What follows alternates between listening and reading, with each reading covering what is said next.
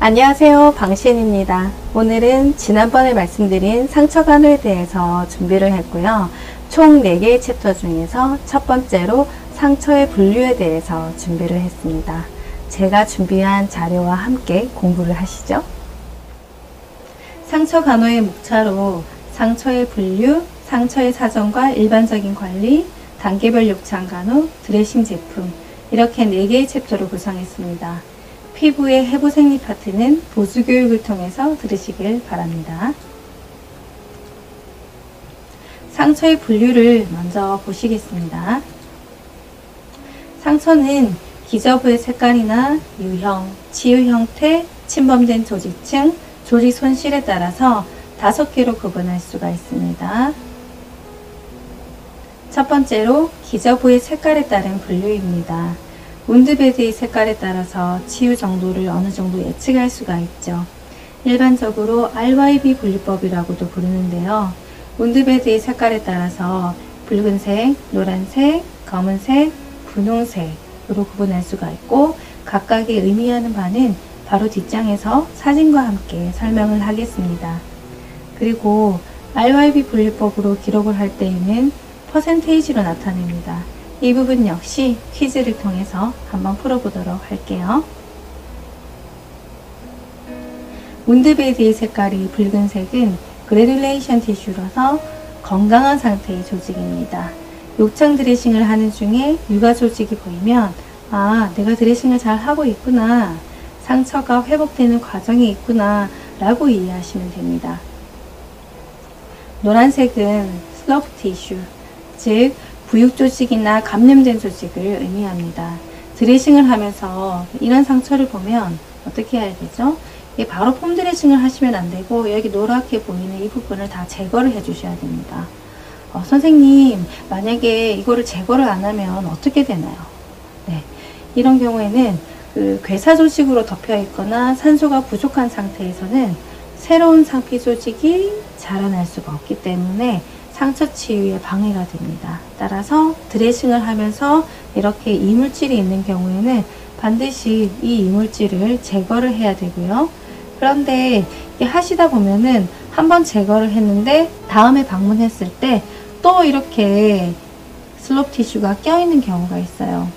괴사 조직을 제거를 할 때에는 일회성으로 한 번에 끝나는 것이 아니라 연속적으로 괴사 조직 제거를 하면서 드레싱을 해 나가셔야 됩니다.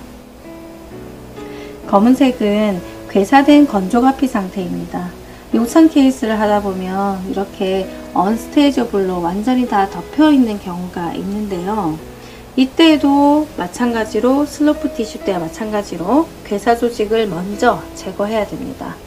괴사 조직은 피부 손상의 치유 단계에서 이루어지는 염증 과정을 지연시키고, 두 번째로는 세균 증식의 배지로 작용하기 때문에 반드시 제거가 되어야 됩니다. 이 제거가 되지 않은 상태에서 바로 폼 드레싱을 하게 되면 나중에 원래 이 사이즈보다 사이즈도 훨씬 더 커지게 되고요. 이 밑쪽으로는 인펙션이 생기고 어르신의 컨디션에 따라서는 septic 컨디션에 빠질 수도 있습니다. 그래서 반드시 이것을 제거를 해야 된다는 거 꼭 기억을 하시고요.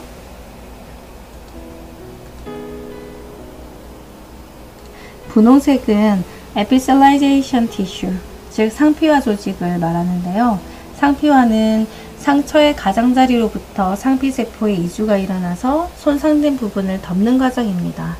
우리가 흔히 힐링되었다라고 표현을 하죠. 자, 퀴즈입니다. 다음 사진을 보고 RYB 분류법으로 기록을 하세요. 이 색깔이 의미하는 바를 파악하셔가지고 퍼센테이지로 기록을 하시면 됩니다. 5초 드리겠습니다.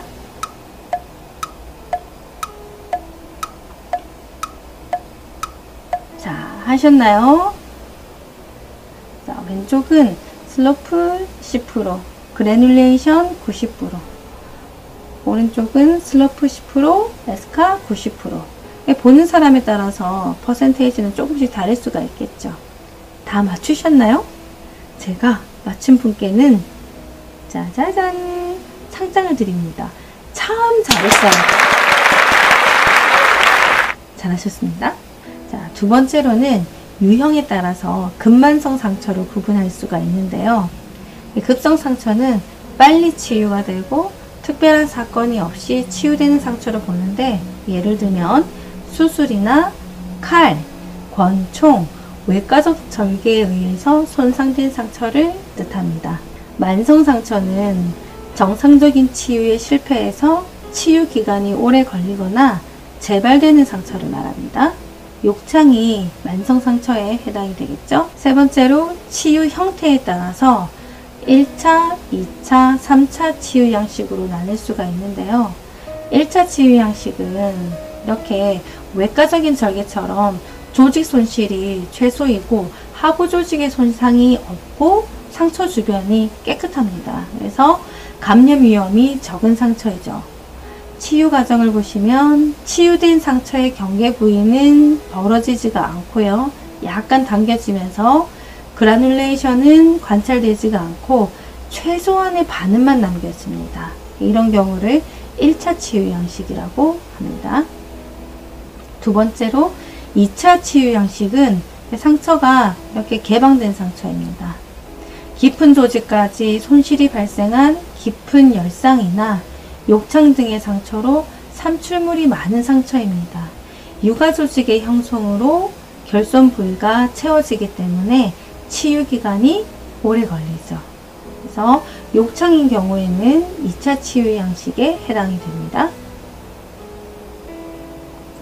3차 치유 양식은 지연된 1차 치유 양식이라고도 불리는데, 깊은 상처가 이데마나 인펙션 문제를 해결하고 또 삼출물을 제거하기 위해서 의도적으로 개방된 상태로 두었다가 1차 치유 양식으로 상처를 봉합하는 경우에 3차 치유 양식이다 라고 말을 합니다.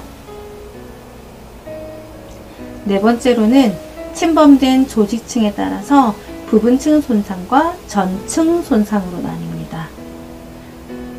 부분층 피부 손상은 표피나 진피 일부분까지 침범된 상태이고, 전층은 진피가 모두 손상되고 그 이하의 지방 조직이나 근육, 건까지 손상된 경우입니다.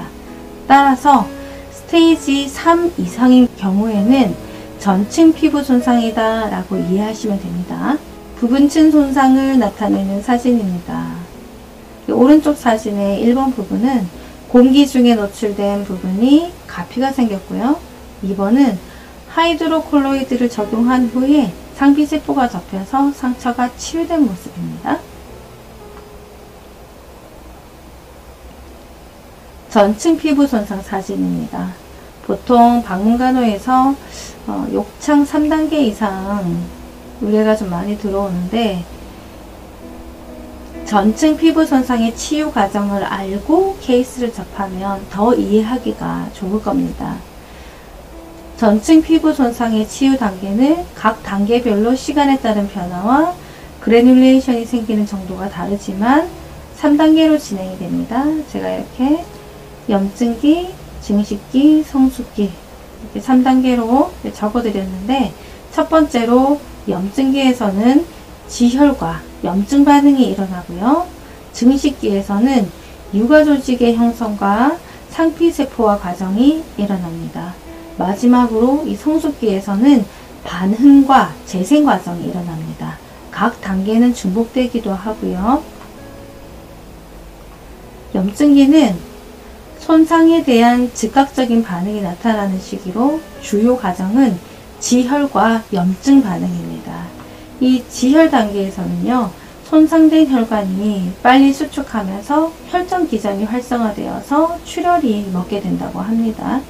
그리고 염증 반응은 조직 손상이 발생을 하고 응고인자가 활성화되면서 나오게 되는 혈관 작용 물질의 방출로 주변 혈관들이 확장되면서 혈관 우열이 생기고 장액성 삼출물이 상처의 기적으로 흘러 들어가게 되면서 상처의 대표적인 5가지 증상, 즉 홍반, 부종, 열감, 삼출물, 통증 등의 증상이 나타나게 됩니다. 크로닉 운드의 경우에는 홍반이나 부종, 열감 등의 증상은 없는데 참출물이 있다. 이런 경우에는 염증기가 계속 진행된다라는 것을 의미합니다.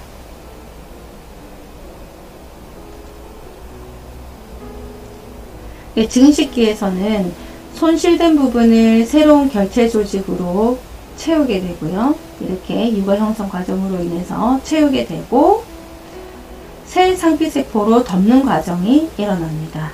증식기의 주요 과정은 육아 형성, 수축, 상피화 과정인데 우리가 드레싱을 하고 그 다음번에 방문을 했을 때 상처의 사이즈가 감소가 되면서 이렇게 재상피화된 조직이 보이게 되면 상처가 힐링이 되어 가고 있는 그런 과정이고요. 이것이 바로 증식기에서 일어난다 라고 이해를 하시면 됩니다.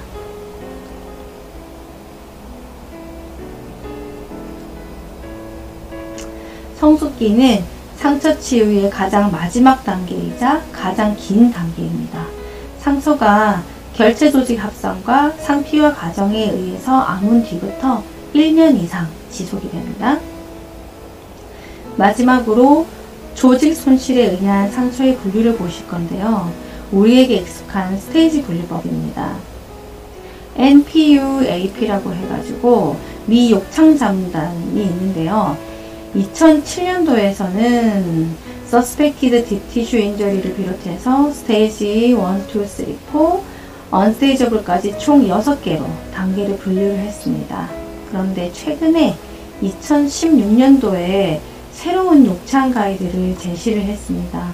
새로운 내용은 욕창의 영문명을 프레셔 얼서에서 프레셔 인저리로 변경을 했고요. 그리고 스테이지 뒤에 로마자가 아닌 이렇게 아라비아 숫자로 표기를 하는 것으로 지침을 세웠습니다. 그리고 그 Suspected Deep Tissue Injury에서 DTI로 변경이 되었습니다. 그래서 이제는 이 Suspected라는 단어를 더 이상 사용하지를 않습니다. 그리고 기존의 6단계에서 2개를 더 추가를 해서 8단계가 되었습니다. MDRPI, 즉 Medical Device Related Pressure Injury로 의료 장비의 지속적인 압력으로 인한 욕창과 MMPI, 즉 Mucosal Membrane Pressure Injury로 메디컬 디바이스 사용 이력이 있는 점막 부위에 발생한 욕창입니다. 예를 들면 ICU에 입원한 환자가 오토 캐뉼라를 통해서 오토 세라피를 받고 있는데 이 오토 캐뉼라의 그 압력에 의해서 코 밑에 여기가 상처가 여기 생겼다. 그렇게 되면 이게 MDRPI라는 겁니다. 그래서 조금 더 예전보다는 구체적으로 단계를 좀 분류를 하고 있고요. 제가 2016년도 기준으로 해서 새로운 스테이지 분류법을 다시 한번 표로 정리해 봤습니다. 프레셔 인저리로 명칭이 변경이 되었고요. 신부조직 손상은 이 Suspected라는 단어가 없이 바로 DTPI로 명칭이 변경이 되었고, 스테이지 표시를 할 때는 아라비아 숫자로 표시를 하게 되었고요. 그리고 2가지가 더 추가가 되어서 MDRPI와 MMPI가 추가되어서 총 8단계입니다. 왜 이렇게 변경이 되었는지는 단계별 욕창 간호 챕터에서 제가 설명을 하도록 하겠습니다. 자, 총 정의 시간입니다. 상처는 다음과 같이 5가지로 분류를 할 수가 있습니다. 첫 번째로는 기저부의 색깔에 따라서 RYB 분류법으로 나타낼 수 있는데, 기록을 할 때는 퍼센테이지로 기록을 하고요. 빨간색은 그래듈레이션 티슈, 옐로우는 슬러프 티슈, 블랙 스카이고, 자세한 내용은 영상 앞부분을 다시 한번 들어보십시오. 두 번째로는 유형에 따라서 급만성 상처로 나뉠 수가 있는데요. 급성 상처는 빨리 치유가 되고, 만성 상처는 치유 기간이 오래 걸리거나 재발되는 상처를 말합니다. 세 번째로 치유 형태에 따라서 1, 2, 3차 치유 양식으로 구분할 수가 있습니다. 1차는 이렇게 사진과 같이 외과적인 절개로 조직 손실이 최소이면서 상처 주변이 깨끗하고 감염 위험이 적은 상처입니다. 2차는 상처가 개방된 상처이고요. 깊은 조직까지 손실이 발생한 깊은 열상이나 욕창 등의 상처로 산출물이 많은 상처라고 말씀을 드렸습니다. 3차는 지연된 1차 치유 양식이라고도 하고 이렇게 의도적으로 개방된 상태로 두었다가 1차 치유 양식으로 상처를 봉합하는 경우를 3차 치유 양식이라고 말씀을 드렸습니다. 네 번째로는 침범된 조직층에 따라서 부분층과 전층으로 나뉘는데 부분층 피부 손상은 표피나 진피 일부분까지 침범된 상태이고요. 전층은 진피 이하까지 손상된 경우로 스테이지 분류법으로는 3, 4단계가 해당이 됩니다. 마지막으로 조직 손실에 따른 분류로서 스테이지 분류법이라고도 하죠. 2016년도에 욕창의 영문명이 프레셔 얼서에서 프레셔 인저리로 변경이 되었고 로마자가 아닌 아라비아 숫자로 스테이지를 표기를 하게 되었고요. 또 suspected 딥티슈 인저리에서 suspected라는 용어가 삭제되고 DTPI로 변경이 되었습니다.